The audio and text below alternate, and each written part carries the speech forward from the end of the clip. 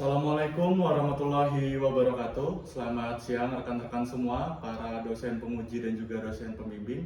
Saya Nasrullah Fatul Qarib dengan NIM 122 Di sini saya akan mempresentasikan proposal tugas akhir saya yang bertajuk Analisis Kinerja Support Vector Machine dan Random Forest dalam klasifikasi kepribadian Myers-Briggs Type Indicator dengan data unggahan media sosial X. Oke, jadi di dalam proposal tugas akhir saya terdapat beberapa bagian. Pada bab 1 terdapat latar belakang, rumusan masalah, tujuan penelitian, batasan masalah, dan juga manfaat penelitian. Kemudian di bab 2 kami akan menjelaskan bagaimana dasar teori yang kami pakai. Kemudian di bab 3 ada alur penelitian, langkah penelitian, dan juga alat dan bahan yang digunakan dalam penelitian tugas akhir ini. Yang pertama ada latar belakang. Jadi latar belakang yang kami susun, pemahaman kepribadian menjadi semakin penting di era digital sekarang, terutama dalam berbagai bidang seperti rekrutmen dan personalisasi konten dengan Myers-Briggs Type Indicator atau MBTI sebagai salah satu metode yang populer untuk mengelompokkan individu ke dalam 16 tipe kepribadian. Media sosial sebagai sumber data yang kaya menawarkan peluang besar untuk penelitian kepribadian ini. Sementara kemajuan machine learning seperti algoritma support vector machine dan random forest memungkinkan klasifikasi kepribadian berbasis data. Kemudian kedua model ini dikenal juga dengan akurasinya untuk menangani data yang kompleks. Kira-kira seperti itu latar belakang yang kami usung. Kemudian ada beberapa rumusan masalah yang kami angkat dalam tugas akhir ini. Yang pertama adalah pengolahan data media sosial yang tidak terstruktur, kemudian ada evaluasi dan validasi model, dan juga pengelolaan data skala besar. Adapun beberapa rincian atas rumusan masalah yang disusun adalah pertama, pengolahan data media sosial yang tidak struktur, teks media sosial yang nanti kita gunakan itu berbasis teks dan memerlukan NLP untuk ekstraksi fitur agar menjaga relevansinya. Kemudian kami juga mengajukan pengujian akurasi, presisi, recall, dan F1 score untuk memastikan reliabilitas dari prediksi yang dibuat. Kemudian juga kami menggunakan strategi yang efisien untuk memproses data besar tanpa mengorbankan akurasinya nanti. Ya, selanjutnya ada tujuan penelitian. Ada 3 tujuan penelitian yang kami susun. Yang pertama adalah perancangan model. Jadi kami akan membangun model klasifikasi MBTI berbasis SVM dan juga random forest dengan NLP untuk mengolah data teks media sosial. Kemudian kita juga akan melakukan analisis kinerja, membandingkan akurasi, efisiensi waktu, dan juga generasi antara kedua algoritma yang kami usung.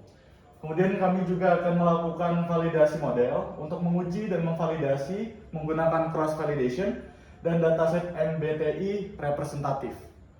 Kira-kira seperti itu tujuan penelitian yang akan kami bawakan. Selanjutnya ada batasan masalah. Ada beberapa batasan masalah yang kami angkat di sini. Pertama adalah sumber dan jenis data. Kami hanya menggunakan data berbentuk teks yang diambil dari media sosial X dengan bahasa Inggris tanpa bentuk bahasa yang lain.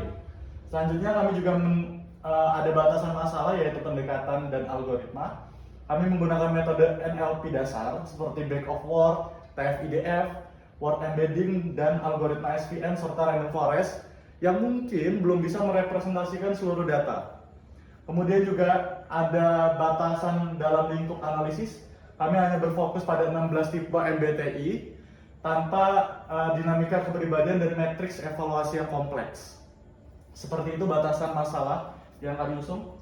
Selanjutnya ada manfaat penelitian yang sekiranya nanti bisa dihasilkan dari penelitian ini. Yang pertama adalah manfaat kepada masyarakat, di mana hasil penelitian ini diharapkan dapat mendukung teknologi personalisasi untuk rekrutmen, pemasaran, dan layanan pelanggan, serta meningkatkan pengalaman pengguna melalui pemanfaatan data media sosial. Selanjutnya juga ada manfaat penelitian kami dalam konteks akademik. Di sini harapannya penelitian ini dapat berkontribusi pada metode klasifikasi kepribadian, pemrosesan data teks tidak terstruktur, dan penelitian interdisipliner di psikologi dan machine learning. Kira-kira seperti itu manfaat penelitian yang kami harapkan dalam penelitian ini. Kemudian pada bab 2 kami akan menjelaskan mengenai dasar teori yang digunakan. Pertama adalah dasar teori untuk MBTI atau Myers-Briggs Type Indicator yang dikembangkan oleh Isabel Briggs Meyer dan Catherine Cook Briggs berdasarkan teori dari Carl Jung membagi kepribadian menjadi 16 tipe berdasarkan 4 dimensi utama. Ada extrovert, introvert, sensing atau intuition, thinking, feeling, kemudian judging dan perceiving. Jadi kira-kira itu 16 tipe kepribadian untuk mengkelompokkan setiap kepribadian orang. MBTI digunakan luas dalam pengembangan karir, hubungan interpersonal, dan dinamika tim. Dalam penelitian ini MBTI menjadi target variabel yang memprediksi menggunakan analisis teks unggahan media sosial yang kami kumpulkan nantinya. Seperti itu kira-kira dasar teori yang kami gunakan untuk MBTI. Selanjutnya kami juga mengangkat dasar teori untuk support vector machine, di mana support vector machine adalah algoritma machine learning untuk klasifikasi yang bekerja dengan mencari hyperlinks terbaik untuk memisahkan kelas data dari baik secara linear maupun non-linear. Keunggulannya terletak pada kemampuannya menangani data berdimensi tinggi seperti teks dengan menggunakan fitur kernel dan memetakan data ke ruang berdimensi lebih tinggi agar dapat dipisahkan. Kira-kira seperti itu dasar teori yang kami gunakan dalam support vector machine.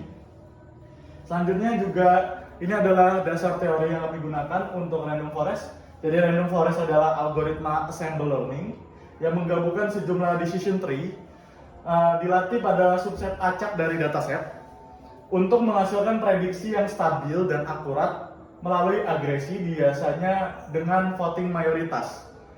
Algoritma ini unggul dalam mengatasi overfitting, menangani data dengan banyak fitur, dan bekerja efektif pada data tidak struktur seperti teks. Kira-kira seperti itu untuk random forest. Selanjutnya ada NLP atau kepanjangan dari Natural Language Processing, adalah cabang untuk kecerdasan buatan yang memungkinkan komputer untuk memproses dan menganalisis data teks. Teknik utama dalam NLP seperti back of word yang merepresentasikan teks berdasarkan frekuensi kata tanpa mempertimbangkan konteks. Kemudian juga ada TF-IDF yang menambahkan bobot pada kata-kata penting dengan frekuensi tinggi dalam satu dokumen, tetapi jarang di dokumen yang lainnya. Dan juga word embedding seperti word to vector dan juga glob yang nanti akan kami gunakan sebagai implementasi dari penelitian kami. Oke, selanjutnya di sini rekan-rekan semua bisa melihat bagaimana langkah dari penelitian kami. Di sebelah kiri ada diagram. Yang pertama, dalam penelitian kami akan melakukan pengumpulan data yang kami ekstraksi melalui media sosial X. Kemudian setelah datanya terkumpul, kita akan melakukan pre-processing datanya menggunakan NLP yang sudah dijelaskan teorinya sebelumnya.